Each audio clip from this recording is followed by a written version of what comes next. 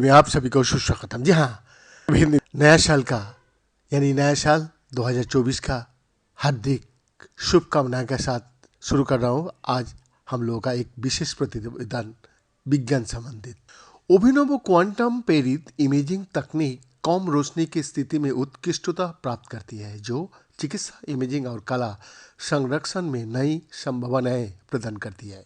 Stanford university और Oklahoma state university के सहयोगियों के साथ वार्सो विश्वविद्यालय के भौतिकी शाखाएं के शोधकर्ताओं ने प्रकाश की तीव्रता सहसंबंध माप के आधार पर एक क्वांटम प्रेरित चरण इमेजिंग विधि पेश की है, जो चरण शोर के लिए मजबूत है। नई इमेजिंग विधि बेहद कम रोशनी में भी काम करती है और उभरते अनुप्रयोगों जैसे कि इंफ्रारेड और एक्स-रे, इंटरफेरोमेट्रिक इमेजिंग और क्वांटम और मैटर वेव इंटरफेरोमेट्री में उपयोगी साबित हो सकती है। इसमें कोई फर्क नहीं पड़ता कि आप अपने स्मार्टफोन से बिल्ली की तस्वीर लेते हैं और एक माइक्रोस्कोप का साथ छवि सेल संस्कृतियाँ लेता है। आप पिक्सेल द्वारा प्रकाश की तीव्रता यानी कि चमक को मापकर ऐसा करते हैं। प्रकाश की विशेषता न केवल उसकी तीव्रता से बल्कि उसके चरण से भी होती है। दिलचस्प बात यह है कि यदि आप प्रकाश के चरण विलंब को मापने में सक्षम है तो पारदर्शी वस्तु दृश्यमान हो सकती है।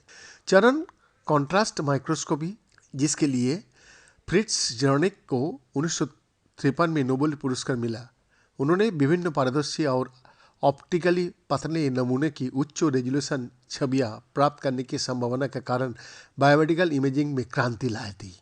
जर्निक की खोज से जो अनुसंधान क्षेत्र उभरा उससे डिजिटल होलोग्राफी और मात्रात्मक चरण इमेजिंग जैसी आधुनिक इमेजिंग तकनीक शामिल है। वार्सो विश्वविद्यालय की भौतिकी शाखा में क्वांटम इमेजिंग प्रयोगशाला के प्रमुख डॉक्टर रोडेक लेवकेविच बताता है, ये सेल संस्कृतियों जैसे जीवित नमूने के लेवल मुक्त और मात्रात्मक लक्षण वर्णन को सक्षम बनाया है और न्यूरोबायोलॉजी या कैंसर अनुसंधान में अनुप्रयोग पा सकता है। हालांकि अभी भी सुधार की गुजारिश है। उदाहरण के लिए इंटरफेरोमेट्री जांच की गई वस्तु को किसी भी बिंदु पर सटीक मोटाई माप के लिए एक मानक माप विधि है, केवल तभी काम करता है जब सिस्टम स्थिर होता है। किसी झटके या गड़बड़ी के अधीन ये नहीं कर पाता। इसी तरह की परीक्षण करना बहुत चुनौतीपूर्ण होता है। उदाहरण के लिए चलती कार में या हिलती हुई मेज पर।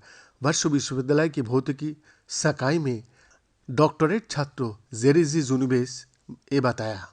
वार्सो विश्वविद्यालय में भौतिकी शाखा के शोधकर्ताओं ने स्टैनफोर्ड विश्वविद्यालय और ओक्लाहोमा स्टेट यूनिवर्सिटी के सहयोगियों के साथ इस समस्या से निपटने और चरण इमेजिंग की एक नई विधि विकसित करने का निर्णय लिया है, जो चरण अस्थिरता से प्रतिरक्षित है।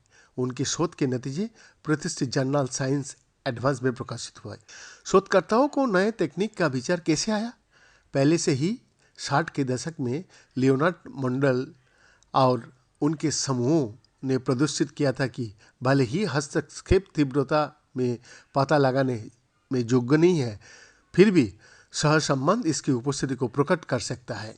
मंडल की क्लासिक प्रयोग से प्रेरित होकर हम ये जांच करना चाहते थे कि चरण इमेजिंग के लिए तीव्रता सहसंबंध माप के उपयोग कैसे किया जा सकता है। डॉक्टर लेवकेविच बताता है, सहसंबंध माप है, हम पिक्सेल के जोड़ को देखता है और देखते ही क्या वो एक ही समय में चमकीला ये गहरा हो जाता है। एक जिज्ञासा था कि क्या इस मापों की अतिरिक्त जानकारी होती है जिसे एक फोटो यानी तीव्रता माप का उपयोग करके प्राप्त नहीं किया जा सकता। इस तथ्यों का उपयोग करते हुए शोधकर्ताओं दिखाया कि हस्तक्षेप के आधार पर चरण माइक्रोस्कोप में अवलोकन तब भी संभव है जब मानक इंटरफेरोग्राम सभी चरण की जानकारी खो देता है और तीव्रता में कोई सीमा दर्ज नहीं की जाती। मानक दृष्टिकोण के साथ कोई ये मान लेगा कि ऐसी छवि में कोई उपयोगी जानकारी नहीं है।